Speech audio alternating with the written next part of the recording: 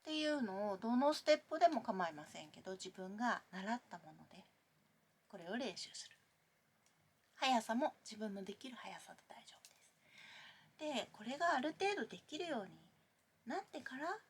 スイングフィールに行くといいかなと思っています。そっちの方がコントロールがちょっと難しいかなと思うんですよ。でも気分としてはルンルンすればいいんですよ。ラッタラッタラッタラッタラッタラッタラッ。それが意外とできやすいのがボールヒールだと思うんですけど、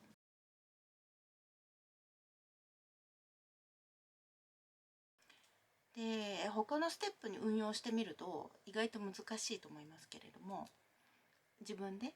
運用してみたらいいと思います。イーブンで習ったステップがあったらそれを全部スイングフィールにしてみるとか、はい、多分できなくないと思いますよ。そうやって何かこう一つ覚えたことを、自分の言葉にし直す練習っていうのをすると、なんていうか自分がしたいことを言う時、音って言いたい時に役に立つかなと思います。そうじゃないと習ったステップをそのまんま覚えて使うだけになっちゃうと思うんですよ。でそのことに意味がないとは思わないけれども、いろいろな他の人のステップを習うというのはアイディアをもらうっていうことなので、他の人のアイディアをもらうことで自分にすごく刺激になったりするんですけど、だから自分で作りたいなとか自分で考えたいなという人にはこの基礎の練習方法がおすすめです。はい。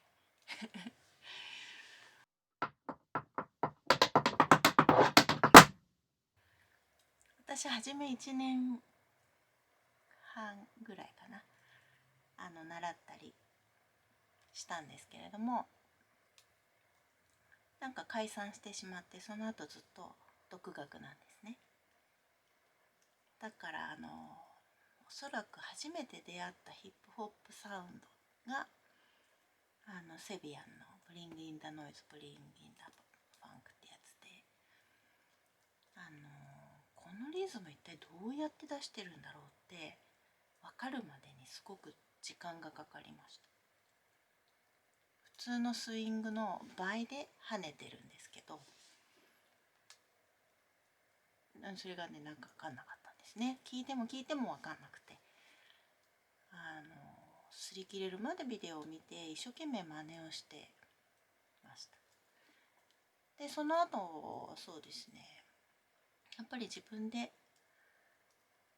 練習するのにまだ YouTube とかがなかった時だったので VHS だった気がしますね。VHS ですね。ビデオを借りてきて、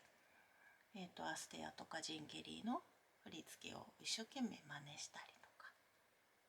してました。でコピーっていうのはすごく勉強になるんですね。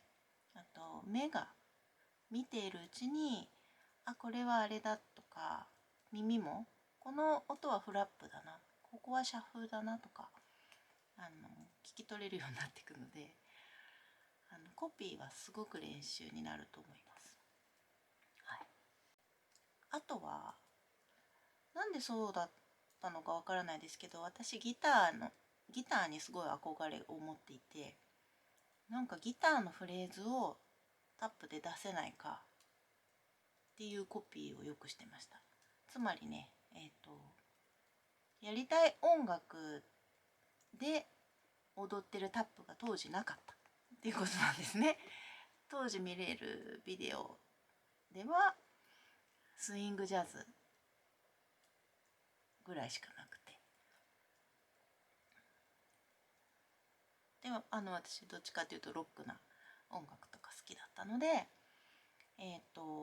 ターのキュイーンキュリレレレレレゴエンチチゴエンチチゴエケケゴエンチチゴエンチチジャガジャガみたいな、なんかそういうのをタップでできないかなって練習したりしてましたね。はい。参考になるかどうか。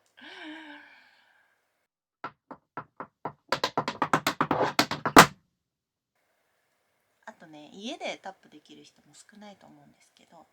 裸足のタップはおすすめです。足が痛くない方法が分かりますし、靴の中ではその裸足がコントロールをしているわけです。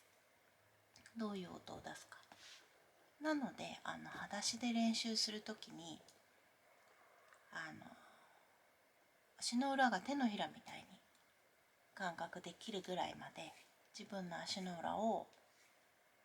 使い尽くしてみてください。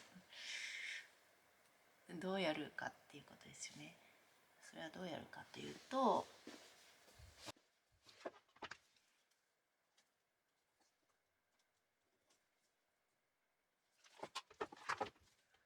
なんか足がつらない感じかな。ちょっと下げて。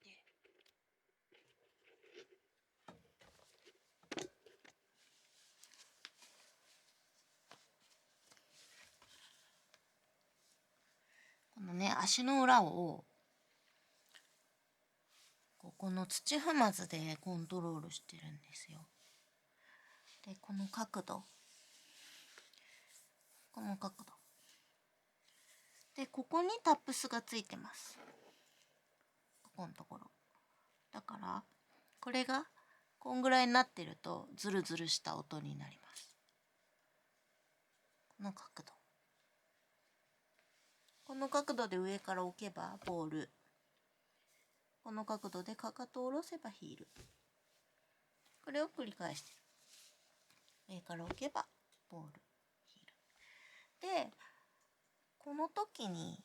こうやっちゃう人がよくいるんですけど、後ろに曲げちゃう人が、じゃなくて上から下、上から下。音はいつも上から下にしか当てないんです。動きとしてこう見えるかもしれないけれども、その瞬間瞬間すべて上から下に当てる、上から下に当てるっていうのを足の裏のこの角度でと膝のももの角度でコントロールしています。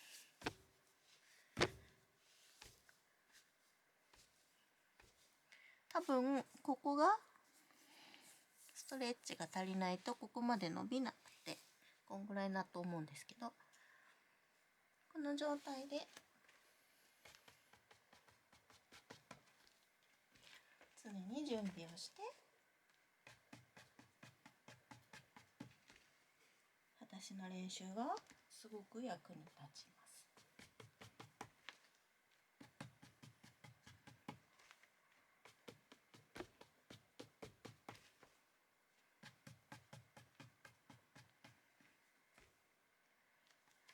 準備は土踏まずから準備する。そうすると自然に膝が曲がって、その角度でももを引き上げればいいだけ。これが結構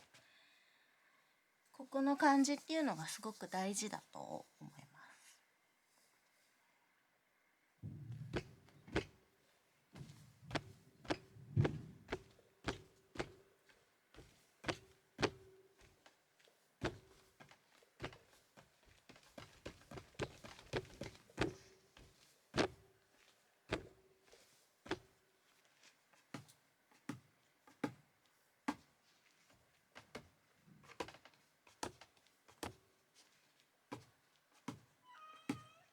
出る？